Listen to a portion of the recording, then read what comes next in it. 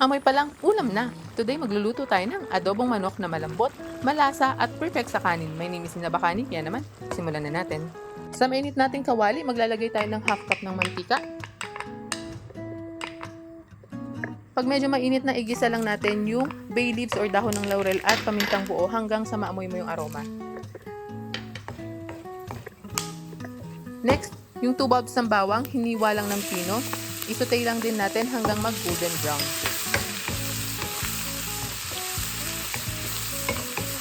Next naman, yung 2 pirasong hiniwang sibuyas. Igisa lang hanggang medyo translucent na yung texture niya. Ilagay na yung 1 3/4 kilo ng manok.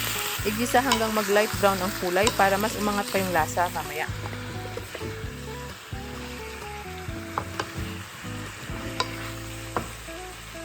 Kapag medyo seared na, maglagay tayo ng 3/4 cup ng toyo at konting black pepper powder.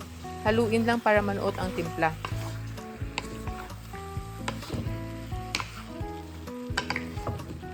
Tapos maglagay tayo ng hugas bigas. Sakto lang para makover ng konti ang manok. Palambutin hanggang mag-reduce ang sabaw.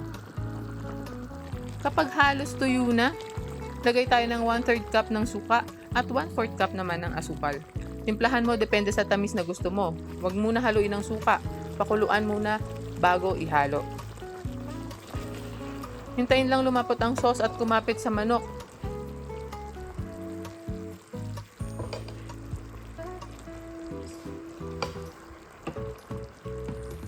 Tikman mo to, promise, mapapakain ka talaga ng extra rice.